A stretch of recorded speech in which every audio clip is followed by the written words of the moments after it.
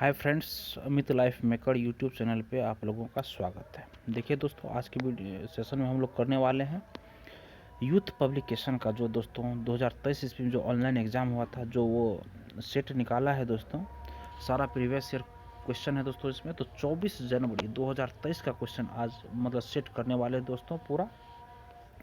जो कि देखिए, पहले का क्वेश्चन जो ऑनलाइन हुआ था दोस्तों, बहुत ही टफ क्वेश्चन था। और अभी जो क्वेश्चन आ रहा है थोड़ा सा मॉडरेट आ रहा है, मगर उस लेवल का क्वेश्चन अभी नहीं आ रहा है दोस्तों।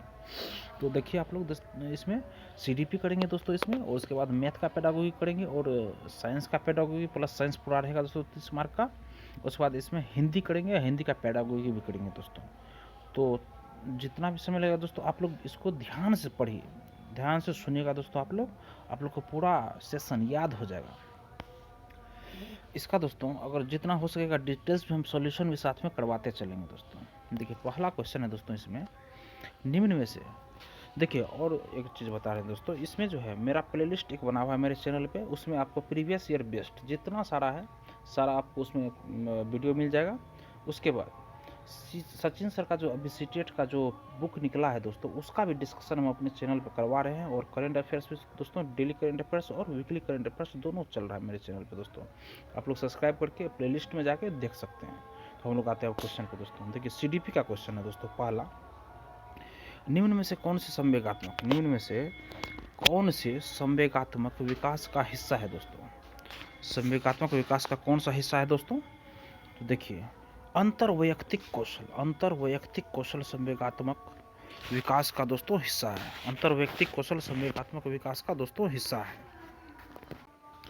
देखिए दोस्तों, संवेगात्मक विकास के अंतर्गत व्यक्ति का संवेग के बारे में पता होना, नियंत्रण करना, व्यक्त करना और आंतरिक रूप से पारस्परिक संबंधों को संभालने की क्षमता को शामिल किया गया है।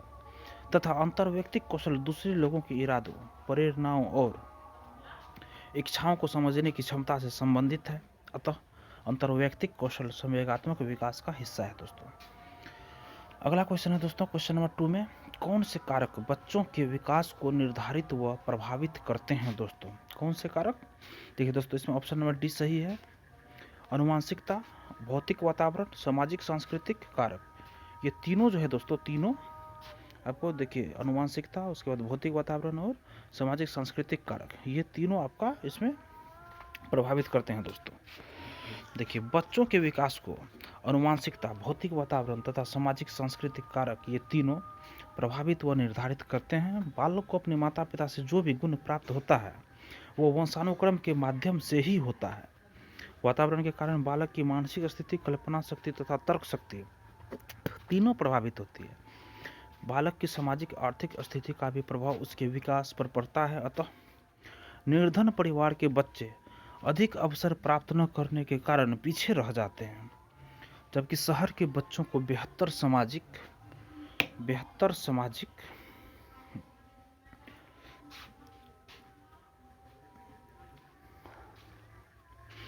एवं सांस्कृतिक वातावरण मिलने के कारण उनका मानसिक एवं सामाजिक विकास स्वाभाविक रूप से अधिक होता है दोस्तों। अगला क्वेश्चन दोस्तों देखिए, कथन और तर्क है दोस्तों इसमें कारण। कथन बोल रहा है, स्कूल में बच्चे के लिए बच्चों के गति कौशल का समन्वय महत्वपूर्ण नहीं है दोस्तों। और इसका तर्क जो है दोस्तों, तर्क है, सीखना और विकास एक दूसरे से स्वतंत्र है। देखिए दोस्तों, इसमें दोस्तों दोनों ऑप्शन ही गलत है दोस्तों। ये दोनों ऑप्शन गलत है दोस्तों। इसका ऑप्शन नंबर दोस्तों डी जो है ये सही होगा, मतलब डी, ये दोनों गलत है दोस्तों। स्कूल में सीखने के लिए बच्चों के गति कौशल का समन्वय महत्वपूर्ण नहीं है, क्योंकि सीखना और विकास एक दूसरे से स्वतंत्र है। ये दोनों ए और बी गलत, ए और आर गलत हैं दोस्तों। क्योंकि स्कूल में सीखने के लिए बच्चों में मोटर समन्वय महत्वपूर्ण है। इससे बच्चों को अपने आसपास की दुनिया का पता लगाने में भी मदद मिलती है, तथा मोटर समन्वय के द्वारा बच्चा चलना, दौड़ना, कूदना जैसी क्षमताओं को प्राप्त करता है। अतः सीखना और विकास एक दूसरे के अंतर संबंधित हैं। अगला क्वेश्चन है दोस्तों 4 नंबर में, प्राथमिक स्कूल में परिवार व समकक्षियों की बच्चों के विकास में क्या भूमिका है दोस्तों? तो ऑप्शन नंबर डी सही है दोस्तों। माध्यमिक स्कूल में परिवार व समकक्षियों की बच्चों के विकास में क्या भूमिका है? तो ऑप्शन नंबर डी सही है दोस्तों। दोनों की अलग अलग परंतु महत्वपूर्ण भूमिका है, दोनों की अलग अलग परंतु महत्वपूर्ण भूमिका है दोस्तों।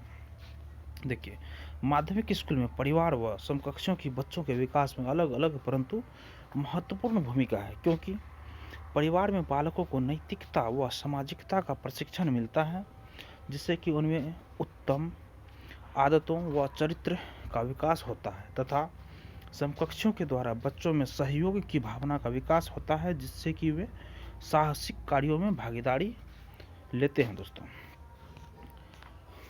अगला क्वेश्चन है दोस्तों, देखिए, एक विद्यार्थी शाब्दिक कथन के तर्क को बिना वास्तविक परिस्थिति से संबंधित किए विवेचन कर लेता है।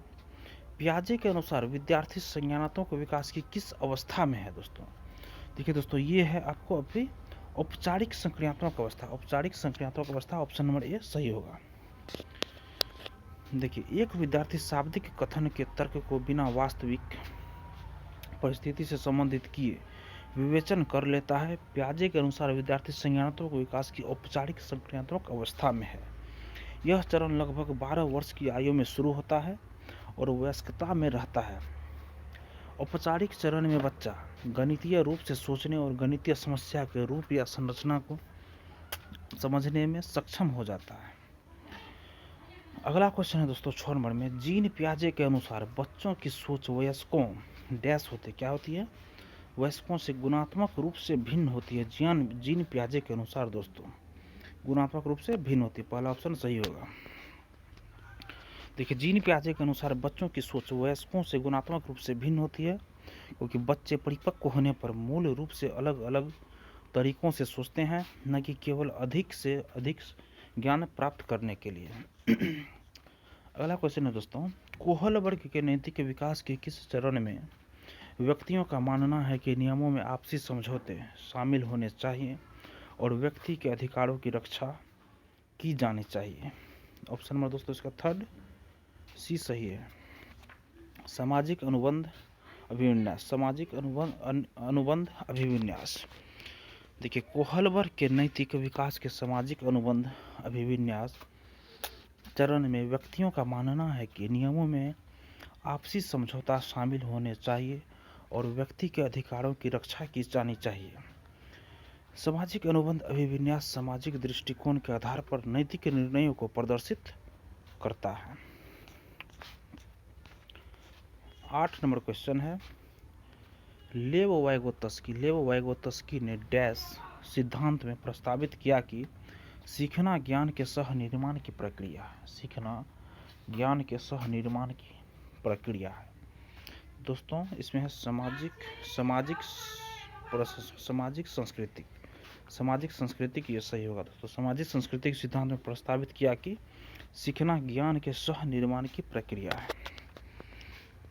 देखिए, लेव वाइगोत्स्की ने सामाजिक सांस्कृतिक सिद्धांत में प्रस्तावित किया कि सीखना ज्ञान के सह निर्माण की प्रक्रिया है। वाइगोत्स्की के इस सिद्धांत के अनुसार बालक समाज और संस्कृति में रहकर अनुकरण के द्वारा सीखता है तथा समाज के साथ अंतः क्रिया करके अपना विकास करता है। अगला क्वेश्चन है दोस्तों, निम्न में से क्या लेव वाइगोत्स्की के सिद्धांतों का उपयुक्त कक्षागत निहितार्थ है? दोस्तों इसमें ऑप्शन नंबर डी सही होगा। देखिए, डी नंबर ऑप्शन सही होगा। बच्चों का सीखने में मार्गदर्शन व सहायता करनी चाहिए। बच्चों का सीखने में मार्गदर्शन व सहायता करनी चाहिए दोस्तों। देखिए, बोल रहा है बच्चों का सीखने में मार्गदर्शन व सहायता करनी चाहिए। यह लेव वाइगोत्स्की के सिद्धांतों का उपयुक्त कक्षागत निहितार्थ है। इस संबंध में लेव वाइगोत्स्की का मचान पार या आधारभूत सहायता एक सिद्धांत है जो एक से अधिक सूचित व्यक्ति देखिए, बच्चों का सीखने में मार्गदर्शन व सहायता करनी चाहिए। यह लेव वाइगोत्स्की के सिद्धांतों का उपयुक्त कक्षागत निहितार्थ है। इस संबंध में लेव वाइगोत्स्की का मचान पार या आधारभूत सहायता का एक सिद्धांत है जो एक से अधिक सूचित व्यक्ति की मदद से एक छात्र की जानकारी को सीखने की क्षमता पर केंद्रित है। इसमें शिक्षक एक सुविधादाता के रूप में कार्य करते हैं और समस्या को हल करते समय बच्चों के किसी बिंदु पर अटकने पर संकेत और इशारे प्रदान करते हैं। अगला क्वेश्चन है दोस्तों 10 नंबर में, रोमा जसप्रीत को एक क्रॉसवर्ड पहेली सुलझाने में संकेत व इशारे देकर मदद करती है। जब वह जसप्रीत उसे करने में बेहतर न हो जाए, सुरमा का धीरे धीरे कर अपनी मदद कम करना निम्न में से किसका उदाहरण है दोस्तों? एस्केप फोल्डिंग का, पार का। देखिए दोस्तों, रोमा जसप्रीत को एक क्रॉस वर्ण पहेली सुलझाने में संकेत व इशारे देकर मदद करती है। जब वो जसप्रीत उसे करने में बेहतर न हो जाए तो रोमा का धीरे धीरे कर अपनी मदद कम करना पार का उदाहरण है। एस्केप फोल्डिंग एक प्रकार की शिक्षण प्रक्रिया है दोस्तों। देखिए दोस्तों, जिसमें बच्चों को दिए जाने वाले निर्देश की मात्रा तथा स्वरूप उसके विकास के स्तर के अनुरूप होता है। बच्चों को दिया जाने वाला समर्थन या सहयोग तब वापस ले लिया जाता है जब बच्चा स्वतंत्र रूप से किसी काम को करने लग जाता है। इस प्रक्रिया में बड़े या शिक्षक की तरफ से उस समय समर्थन वापस लिया जाता है जब बच्चा उस क्षमता आत्मविश्वास के साथ कोई काम करना सीख जाता है। अगला क्वेश्चन है दोस्तों 11 में, कथन और तर्क। देखिए, कथन है, एक प्रगतिशील कक्षा में शिक्षिका को होना चाहिए और बच्चों को नियंत्रण में रखना चाहिए। और तर्क है इसका दोस्तों, बच्चे तभी सीखते हैं जब शिक्षक उन पर पूर्ण रूप से नियंत्रण रखते हैं। दोस्तों देखिए, इसका दोनों ऑप्शन गलत है, दोनों ऑप्शन ही गलत है दोस्तों, नियंत्रण नहीं रख सकते उस पर। एक प्रगतिशील कक्षा में शिक्षिका को होना चाहिए और बच्चों को नियंत्रण में रखना चाहिए क्योंकि बच्चे तभी सीखते हैं जब शिक्षक उन पर पूर्ण रूप से नियंत्रण रखते हैं। यह कथन ए और तर्क आर पूर्णतः गलत है क्योंकि प्रगतिशील कक्षा बालक की क्षमता में विश्वास रखती है। इसमें बालक को केंद्र में रखकर शिक्षण कार्य कराया जाता है तथा पाठ्यक्रम का स्वरूप लचीला होता है क्योंकि प्रगतिशील कक्षा इस मत में विश्वास करती है कि बच्चे तभी सीखते हैं जब उन्हें बिना किसी नियंत्रण करके स्वयं करके सीखने का अवसर दिया जाता है। अगला क्वेश्चन है दोस्तों, डैश वाले व्यक्ति अपने पूर्व ज्ञान के आधार पर संबंध बनाने में सक्षम होते हैं और विचारों के बीच वर्गीकरण, पैटर्निंग और संबंधों को गहराई से देख पाते हैं। तो दोस्तों, तर्क गणितीय बुद्धि वाले व्यक्ति दोस्तों, देखिए, तर्क गणितीय बुद्धि वाले व्यक्ति अपने पूर्व ज्ञान के आधार पर संबंध बनाने में सक्षम होते हैं और विचारों के बीच वर्गीकरण, पैटर्निंग और संबंधों को गहराई से देख पाते हैं। ऐसे व्यक्ति में तार्किक रूप से समस्याओं का विश्लेषण करने, गणितीय संचालन करने और वैज्ञानिक रूप से मुद्दों की जांच करने की क्षमता होती है।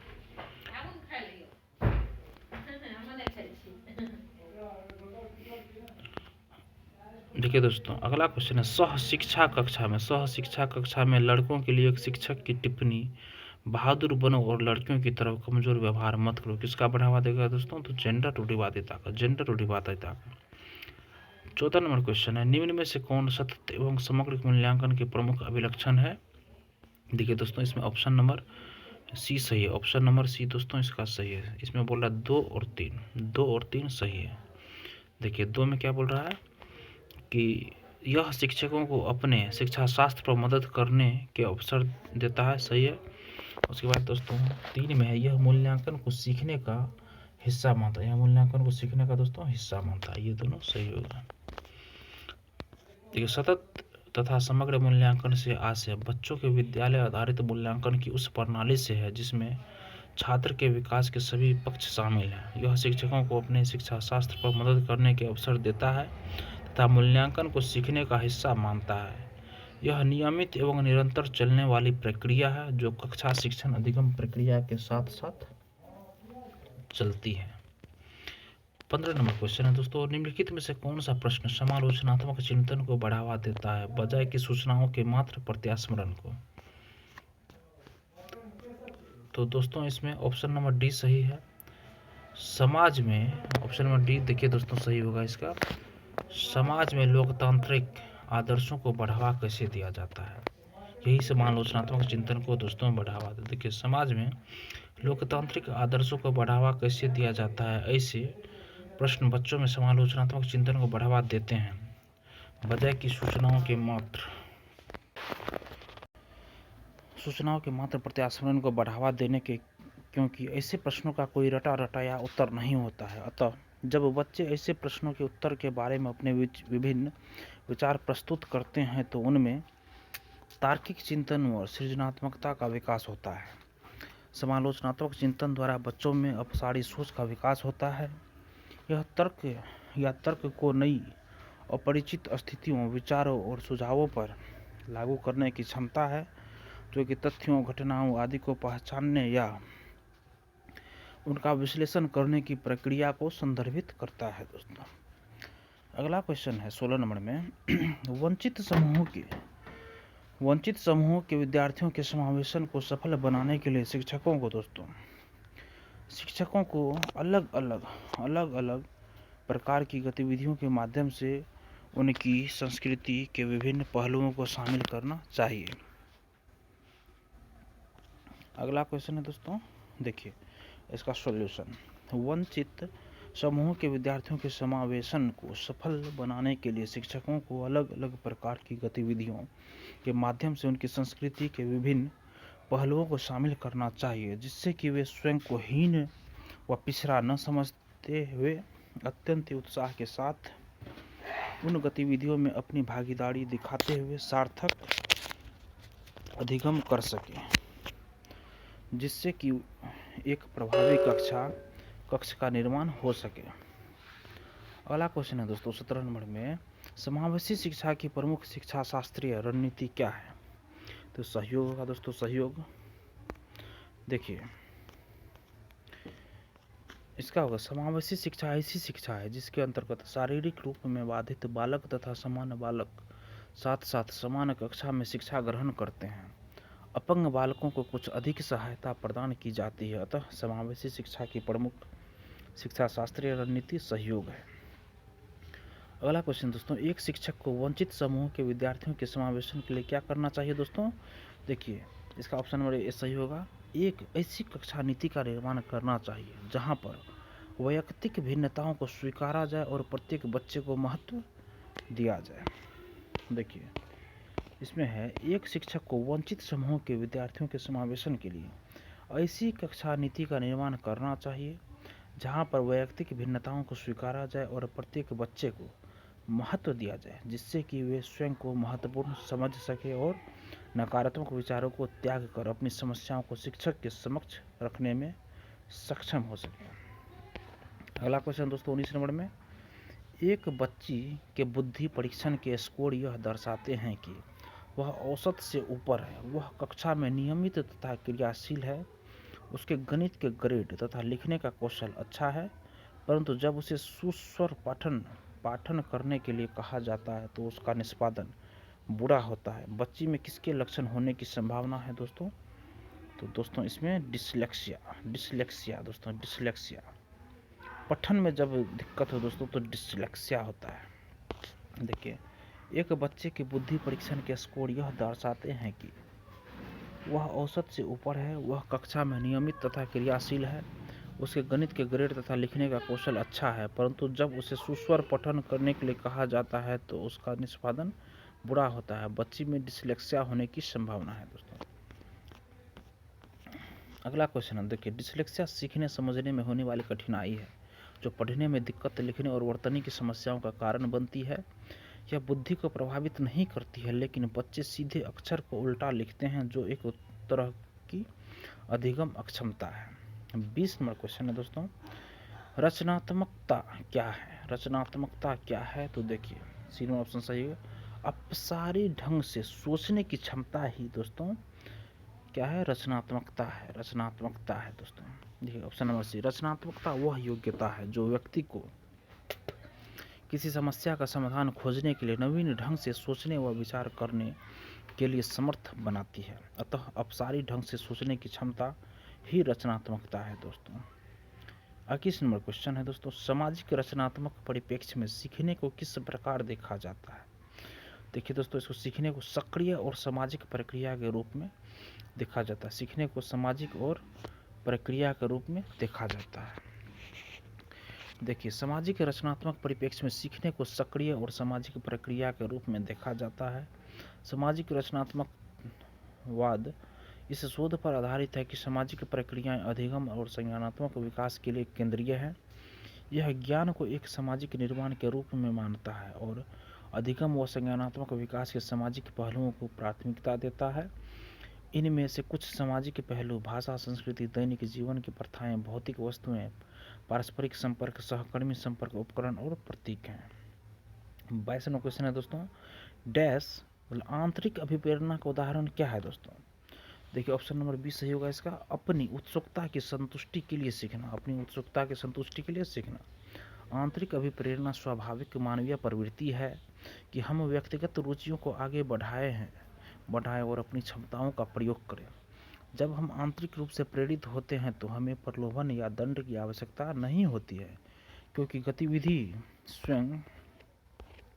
गतिविधि स्वयं संतोषजनक और पुरस्कृत होती है। इसे आकांक्षा के स्तर के रूप में भी जाना जाता है। अतः अपनी उत्सुकता की संतुष्टि के लिए सीखना आंतरिक अभिप्रेरणा का उदाहरण है। 23वां क्वेश्चन है दोस्तों, कथन और तर्क। कथन है, प्रभावी शिक्षण में छात्रों के साथ सकारात्मक संबंध बनाना और उनकी भावनात्मक जरूरतों को महत्व देना शामिल है।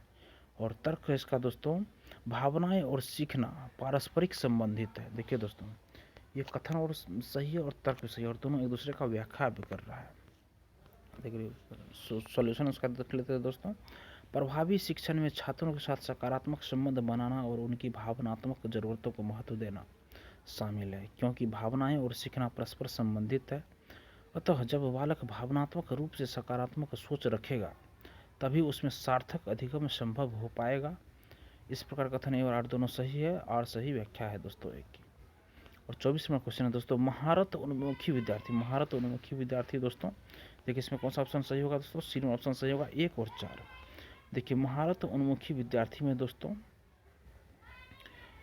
सीखने के लिए लक्ष्य तय करते हैं और 4 में क्या है दोस्तों, अपने सीखने को सुसाध करने के लिए दूसरों की सहायता व मदद लेते हैं। और क्या है दोस्तों, मानते हैं, 2 नंबर में ऑप्शन है, मानते हैं कि क्षमता अस्थिर व अस्थायी। गलत है दोस्तों ये। और 3 नंबर में बहुत ही आसान लक्ष्य करते हैं या कोई लक्ष्य तय नहीं, ये भी गलत है दोस्तों। तो 1 और 4 सही है। देखिए, जो विद्यार्थी महारत उन्मुख होते हैं वे प्रयास पर ध्यान केंद्रित करते हैं, सीखने के लिए लक्ष्य तय करते हैं, उपयुक्त सीखने की रणनीतियों का उपयोग करते हैं तथा ऐसे विकल्प चुनते हैं जो चुनौतीपूर्ण व आकर्षक होते हैं। महारत उन्मुखी विद्यार्थी अपने सीखने को सुसाध करने के लिए दूसरों की सहायता व मदद लेते हैं तथा सीखने की दिशा में एक सकारात्मक अभिविन्यास विकसित करते हैं। देखिए दोस्तों, अगला क्वेश्चन है इसका, बच्चों के द्वारा प्रश्न पूछने। ऑप्शन नंबर देखिए दोस्तों डी सही है। को प्रोत्साहित किया जाना चाहिए दोस्तों। बच्चों के द्वारा प्रश्न पूछने को प्रोत्साहित किया जाना चाहिए, जिससे कि वे बिना भय के शिक्षकों के समक्ष अपनी समस्याओं को रख सके तथा उनके हल के लिए उचित समाधान प्राप्त कर सके। इससे शिक्षक छात्र संबंध दृढ़ होते हैं एवं बच्चों के अधिगम का स्तर शीर्ष होता है। 26 में दोस्तों, विद्यार्थी प्रभावी तरीके से तब सीखते हैं जब शिक्षक, डी नंबर ऑप्शन सही है दोस्तों, खोज अधिगम द्वारा अन्वेषण की प्रक्रियाओं पर ध्यान देते हैं। खोज दोस्तों यही सही होगा, खोज अधिगम द्वारा अन्वेषण की प्रक्रिया पर ध्यान देते हैं। देखिए 27 नंबर क्वेश्चन दोस्तों, शिक्षण अधिगम प्रक्रिया के दौरान शिक्षक द्वारा बच्चों को लगातार नई अन्वेषण, खेल और विभिन्न व्यावहारिक गतिविधियों के माध्यम से नया ज्ञान के सर्जन के लिए प्रोत्साहित किया जाता है। यह उदाहरण है दोस्तों, देखिए यह उदाहरण है दोस्तों एक प्रगतिशील कक्षा का, जिसमें बच्चों को करके सीखने का अवसर एवं उनकी सक्रिय भागीदारी है दोस्तों, तो उसकी सक्रिय भागीदारी है। तू खरीद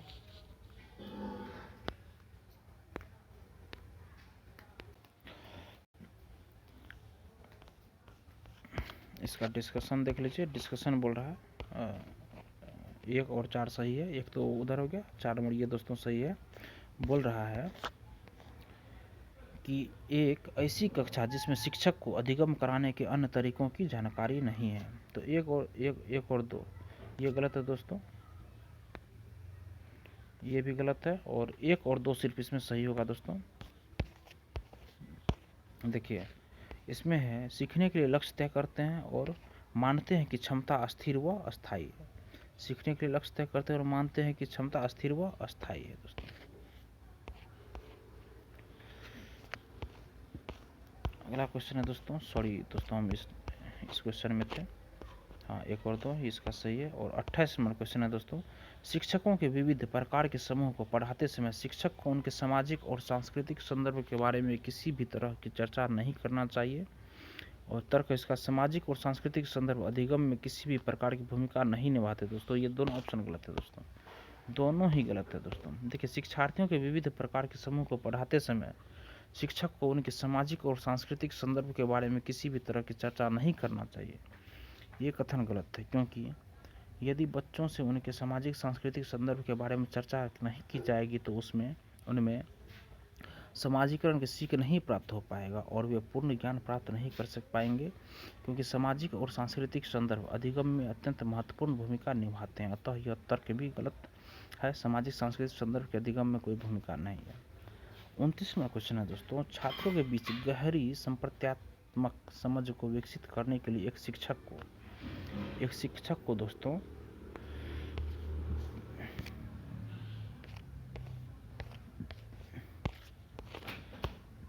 सी नंबर ऑप्शन सही है दोस्तों, संसाधन के लिए प्रावधान करना चाहिए जिससे करके सीखने को सुसाधित किया जा सके।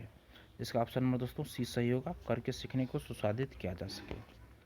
देखिए, छात्रों के बीच गहरी संप्रत्यात्मक समझ को विकसित करने के लिए एक शिक्षक को संसाधन के लिए प्रावधान करना चाहिए जिससे करके सीखने को सुसाधित किया जा सके, क्योंकि जब बच्चों गतिविधियों को करके सीखेंगे तो उनमें अस्थायी समझ का विकास होगा। देखिए, 30 नंबर क्वेश्चन है दोस्तों, विविध भौतिक शिक्षण सामग्री का उपयोग करने से बच्चों को सीखने की अवधारणाओं में किस क्रम में मदद मिलती है दोस्तों? तो ठोस से अमूर्त में मदद मिलती है। देखिए, विविध भौतिक शिक्षण सामग्री का उपयोग करने से बच्चों को सीखने की अवधारणाओं को ठोस से अमूर्त क्रम में मदद मिलती है, अर्थात पहले वे दृश्य सामग्रियों को देखकर अपनी समझ को अमूर्त धारणाओं के प्रति विकसित कर लेते हैं एवं परिकल्पनात्मक तर्क करने में सक्षम हो जाते हैं दोस्तों। देखिए दोस्तों, अब मैथ का सीडीपी है दोस्तों, मैथ का सीडीपी दोस्तों 51 नंबर क्वेश्चन से स्टार्ट होगा।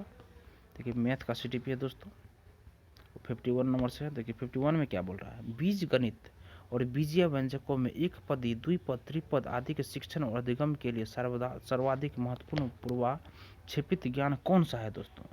तो ऑप्शन नंबर दोस्तों एक सही होगा, समान और विपरीत पद। समान और विपरीत पद। देखिए, बोल रहा है बीजगणित और बीजीय व्यंजकों में एक पदी, द्विपद, त्रिपद आदि के शिक्षण और अधिगम के लिए सर्वाधिक महत्वपूर्ण पूर्वाक्षेपित ज्ञान समान और विपरीत पद है दोस्तों। देखिए दोस्तों, 52 नंबर में क्वेश्चन है, खुले सिरे वाले प्रश्नों को पूछने के संदर्भ में निम्नलिखित में से कौन से कथन सही है दोस्तों? तो चिंतन कौशल का विकास करना, यह तार्किक चिंतन कौशल का विकास करता है। यही ऑप्शन सही होगा दोस्तों, ऑप्शन नंबर बी सही होगा, मतलब केवल बी सत्य है दोस्तों। देखिए, गणित की एक कक्षा में खुले सिरे वाले प्रश्नों को पूछने का संदर्भ है, यह तार्किक चिंतन कौशल का विकास करता है। खुले सिरे वाले प्रश्न मुक्त अंत वाले प्रश्न का उत्तर हाँ या ना में नहीं दिया जा सकता। इसमें एक प्रश्न के उत्तर कई प्रकार से दे सकते हैं। खुले सिरे वाले प्रश्न अपसारी चिंतन है। 53 नंबर क्वेश्चन है दोस्तों, राष्ट्रीय पाठ्य चर्चा रूपरेखा 2005 के अनुसार निम्नलिखित में से कौन सी गतिविधि बच्चे के मस्तिष्क के गणितीकरण को दर्शाती है दोस्तों? तो देखिए दोस्तों, ऑप्शन नंबर सी सही है, बच्चा अवधारणाओं को समझता है और उनके बीच संबंध बनाता है। यही ऑप्शन दोस्तों सही होगा। देखिए, व्याख्या है दोस्तों इसका, राष्ट्रीय पाठ चर्चा रूपरेखा 2005 के अनुसार प्राथमिक स्तर के बच्चों में गणितीय अवधारणाओं का विकास करना प्राथमिक लक्ष्य है। उपर्युक्त प्रश्नानुसार बच्चा गणितीय अवधारणाओं को समझता है और उनके बीच संबंध बनाता है। यह गणितीय गतिविधि बच्चे के मस्तिष्क के गणितीकरण को दर्शाता है। अगला क्वेश्चन है दोस्तों 54 नंबर में, सामुदायिक गणित डैश से संबंधित है? किससे संबंधित दोस्तों? अंक गणित से संबंधित है। देखिए, सामुदायिक गणित एक सामाजिक जीवन जीने के लिए गणित ज्ञान की अत्यधिक आवश्यकता है, क्योंकि समाज में लेन देन, व्यापार, उद्योग आदि व्यवसाय गणित पर ही निर्भर है, जिसमें अंकों का जोड़, घटाना, गुना, भाग आदि की आवश्यकता होती है। उपर्युक्त प्रश्नानुसार सामुदायिक गणित अंक गणित से संबंधित है दोस्तों। अगला क्वेश्चन दोस्तों 55 में बोल रहा है, यह सिद्ध करने के लिए कि एक त्रिभुज के अंतःकोणों का योग 180 डिग्री है। एक शिक्षक कागज के त्रिभुज के सभी कोनों को काटकर एक सीधी रेखा पर रखता है। यह उदाहरण है दोस्तों सत्यापन से उत्पत्ति का है। सत्यापन से उत्पत्ति का ऑप्शन नंबर फर्स्ट सही है दोस्तों। देखिए त्रिभुज के अंतः कोनों का योग 180 डिग्री होता है। यह सिद्ध करने के लिए एक शिक्षक कागज के त्रिभुज से सभी कोनों को काटकर एक सीधी रेखा पर रखता है। यह उदाहरण है सत्यापन मतलब वेरिफिकेशन से उत्पत्ति का दोस्तों, उपपत्ति का। अगला क्वेश्चन दोस्तों 56 में, हेले के ज्यामितीय चिंतन के सिद्धांत के संदर्भ में निम्नलिखित में से क्या सत्य है दोस्तों? देखिए इसका ऑप्शन नंबर 2, ऑप्शन नंबर 20 सत्य है दोस्तों। शिक्षण निर्देश को विद्यार्थी के ज्यामितीय चिंतन के स्तर के अनुसार होना चाहिए, और सी नंबर भी सही है, स्तर क्रमानुसार है दोस्तों। बी सी ऑप्शन दोस्तों बी सी सही है दोस्तों। देखिए वैन हेले ने ज्यामितीय चिंतन के 5 स्तर दिए हैं दोस्तों। अगला क्वेश्चन दोस्तों 57 में, गणित में स्वयं सिद्धि के संदर्भ में निम्नलिखित में से क्या सत्य नहीं है दोस्तों? देखिए सी नंबर सत्य नहीं है, स्वयं सिद्धि केवल ज्यामिति में ही उपलब्ध है, गलत है दोस्तों। डी नंबर देखिए सही है, स्वयं सिद्धि अपने आप में पर्याप्त है। और ए में देखिए स्वयं सिद्धि अविरोधी है। बी में है स्वयं सिद्धि ऐसे प्रश्न हैं जो बिना किसी प्रमाणित साक्ष्य द्वारा अनुमानित और स्वीकृत किए जाते हैं। ये रहा उसका दोस्तों सॉल्यूशन। सॉल्यूशन आप लोग देख लीजिएगा। 58 में दोस्तों, निम्नलिखित में से कौन सा गणित में कंप्यूटेशनल अभिकलनीय चिंतन का तत्व नहीं है दोस्तों? तो इसमें अभिव्यक्ति नहीं है, बाद में अपघटन है, पैटर्न पहचानना है, अमूर्तन है दोस्तों, ये सब है। देखिए कंप्यूटेशनल थिंकिंग एक समस्या समाधान प्रक्रिया है जिसमें कई विशेषताएं और स्वभाव शामिल है। कंप्यूटेशनल थिंकिंग कंप्यूटर अनुप्रयोगों के विकास के लिए आवश्यक है, लेकिन इसका उपयोग गणित विज्ञान और गणित सहित सभी विषयों में समस्या समाधान के लिए भी किया जा सकता है। अतः अभिव्यक्ति अभिकलनीय चिंतन का तत्व नहीं है। 59 में है दोस्तों, शिक्षार्थियों के बीच गणितीय संप्रेषण को किसके द्वारा नहीं बढ़ाया जा सकता है? देखिए ऑप्शन नंबर सी दोस्तों इसका सही है, कक्षा में गणितीय शब्दों को व्यक्त करने के लिए स्थानीय भाषा के उपयोग को हतोत्साहित करना, यही ऑप्शन गलत है दोस्तों। अगला है दोस्तों 60 नंबर क्वेश्चन है, गणित में अधिगम का आकलन विद्यार्थियों को उनकी अवधारणात्मक समझ में सुधार करने के लिए प्रतिपुष्टि पर प्रतिक्रिया का अवसर प्रदान करता है। निम्नलिखित में से कौन सी दिए गए कथन के अर्थ की सबसे उपयुक्त व्याख्या है दोस्तों? देखिए ऑप्शन नंबर फर्स्ट है दोस्तों सही है, आकलन में प्रतिपुष्टि अधिगमकर्ताओं को उनकी गणित में अवधारणात्मक समझ को सुदृढ़ करने में सहयोग करती है, ये ऑप्शन दोस्तों सही है। ये नंबर में देखिए गणित में अधिगम का आकलन विद्यार्थियों को उनकी अवधारणात्मक समझ में सुधार करने के लिए प्रतिपुष्टि पर प्रतिक्रिया का अवसर प्रदान करता है। इस कथन का सबसे उपयुक्त व्याख्या है यह है, आकलन में प्रतिपुष्टि अधिगमकर्ताओं को उनकी गणित में अवधारणात्मक समझ को सुदृढ़ करने में सहयोग करती है। अगला क्वेश्चन है दोस्तों देखिए 61 नंबर क्वेश्चन है, हमारे शरीर में ए सबसे बड़ी ग्रंथि है और बी स्रावित करती है और सी पाचन में मदद करती है, क्या होगा दोस्तों ए बी सी? देखिए ऑप्शन नंबर सी इसका सही है। देखिए ए होगा फुफ्फुस